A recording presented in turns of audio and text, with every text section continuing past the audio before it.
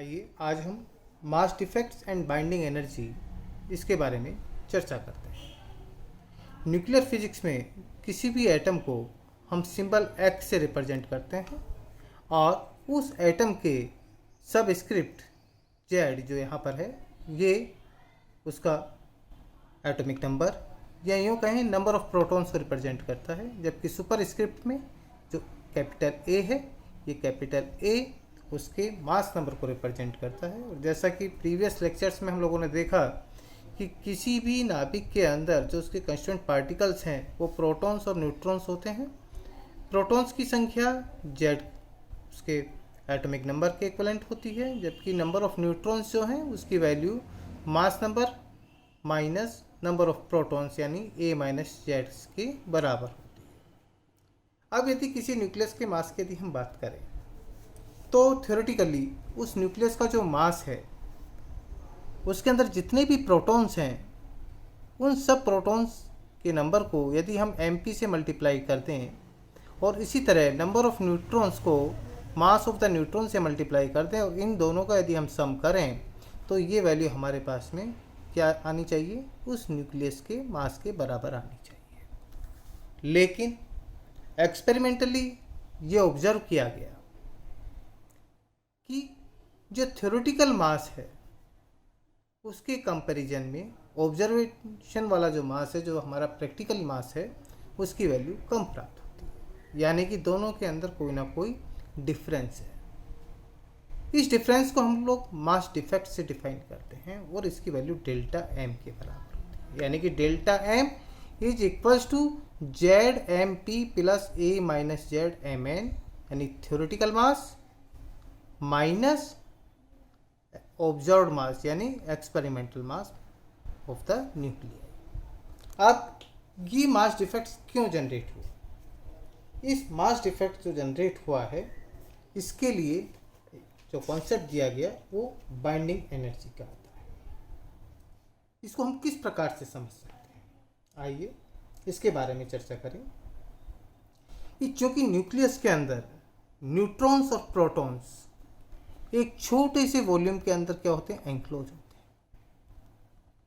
अब किसी भी छोटे से वॉल्यूम के अंदर जब पार्टिकल्स आपके एंक्लोज किए जा रहे हैं तो इन पार्टिकल्स को इस छोटे से एरिया के अंदर रखे जाने के लिए या उनके एग्जिस्टेंस के लिए आप कोई ना कोई पर्टिकुलर एनर्जी चाहिए होती है जो इन न्यूक्लियस को बांधे हुए रखती है। इस एनर्जी को हम लोग उसकी बाइंडिंग एनर्जी कहते हैं। इसको दूसरे तरीके से फिजिक्स के रूप में यदि हम ये इस प्रकार से समझें कि यदि जेड प्रोटॉन और ए माइनस जेड न्यूट्रॉन्स को इन्फिनिटी से लाकर एक न्यूक्लियस को डिजाइन किया जाए। इन्फिनिटी से क्यों? क्योंकि इन्फिनिटी पर ये प्रोटॉन्स और न्यूट्रॉन्स कैसे होंगे, फ्री पार्टिकल्स होंगे, इनके ऊपर किसी भी प्रकार का कोई फोर्स नहीं लग रहा होगा। तो इन्फिनिटी से जेड प्रोटॉन और ए माइनस जेड न्यूट्रॉन्स को पास पास ला करके एक न्यूक्लियस को डिजाइन किया जाए तो ऐसी स्थिति में कुछ द्रव्यमान जो है ऊर्जा के रूप में बाहर निकल जाता है और इसी कारण नाभिक का द्रव्यमान उसके अवयवों से कम पाया जाता है। द्रव्यमान के मान में यही कमी द्रव्यमान क्षति यानी मास डिफेक्ट्स कहलाती है। अब इसका उल्टा सोचते हैं कि यदि नाभिक को जो न्यूक्लियस है उसको उसके अवयवों में विभक्त करना है, यानी कि न्यूट्रॉन्स को इसमें से अलग कर दें और प्रोटॉन्स को क्या कर दें, अलग कर दें, बाहर करना, तो द्रव्यमान क्षति के तुल्य ऊर्जा नाभिक को देनी पड़ेगी। यानी जितनी ऊर्जा इनको बांधे रखने के लिए काम में आती है, ठीक है, जब तक हम उतनी ऊर्जा इस न्यूक्लियस को नहीं दे देते तब तक ये न्यूट्रॉन और प्रोटॉन बाहर मुक्त नहीं होंगे। तो जितनी ऊर्जा नाभिक को बाहर से देनी पड़ेगी, नाभिक से उसके पार्टिकल्स को अलग अलग करने के लिए, उस ऊर्जा को हम नाभिक की बंधन ऊर्जा कहते हैं। अर्थात जो बाइंडिंग एनर्जी है ये energy equivalent to mass defect delta M के बराबर होती है। अर्थात binding energy equals to delta M C square.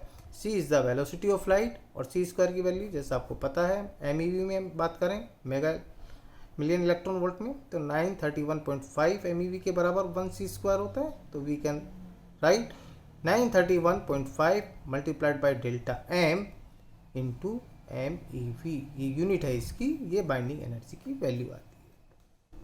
दूसरे शब्दों में न्यूक्लियर बाइंडिंग एनर्जी की बात करें तो nuclear binding energy this means again delta M is Z M P plus A minus Z M N minus M A Z multiplied by C square million electron volt. अब ये बंधन ऊर्जा का जो मान है ये परमाणु की द्रव्यमान संख्या पर डिपेंड करता है, यानी जैसे जैसे परमाणु की द्रव्यमान संख्या कैपिटल ए का मान बढ़ता है बंधन ऊर्जा का मान भी बढ़ता चला जाता है। क्यों? क्योंकि नंबर ऑफ न्यूक्लियंस भी क्या हो रहे हैं, इंक्रीज होते जा रहे हैं। और जितने ज़्यादा न्यूक्लियंस किसी न्यूक्लियस के अंदर होंगे उनको बाइंड करने के लिए ज़्यादा एनर्जी की आवश्यकता पड़ेगी, तो बंधन ऊर्जा का मान भी क्या होगा, इंक्रीज होता चला जाएगा। ऐसी स्थिति में नाभिक के स्थायित्व को नापने के लिए हम एक नए parameter binding energy per nucleon यानी बंधन ऊर्जा प्रति न्यूक्लियन की सहायता की हेल्प लेते हैं और इसकी value binding energy per nucleon की जो वैल्यू होती है वो total binding energy divided by mass number A इसके बराबर होती है। यह ऑब्जर्व किया गया कि जिस नाभिक की पर न्यूक्लियन बाइंडिंग एनर्जी का मान जितना अधिक होगा वह नाभिक उतना ही अधिक स्थायी होगा।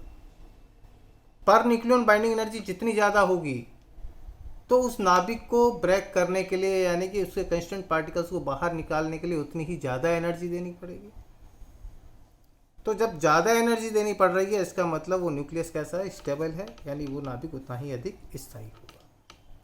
यदि हम द्रव्यमान संख्या यानी मास नंबर ए के साथ बाइंडिंग एनर्जी पर न्यूक्लियन के बीच में कर्व खींचे तो कर्व हमारा कुछ इस प्रकार का प्राप्त होता है, यानी इंक्रीज फिर डिक्रीज इस तरह जिगजैग होता हुआ ये इस तरह का प्राप्त होता है। ये बाइंडिंग एनर्जी कर्व जो है, binding energy per nucleon curve जो है, ये नाभिकों के स्थायित्व के बारे में हमें जानकारी देता है।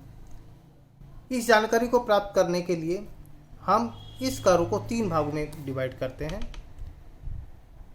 मास नंबर 50 से नीचे वाला हिस्सा इस कर्व का, यानी यहाँ 50 मान लें तो फर्स्ट तो हमारे पास में ये वाला रीजन होगा।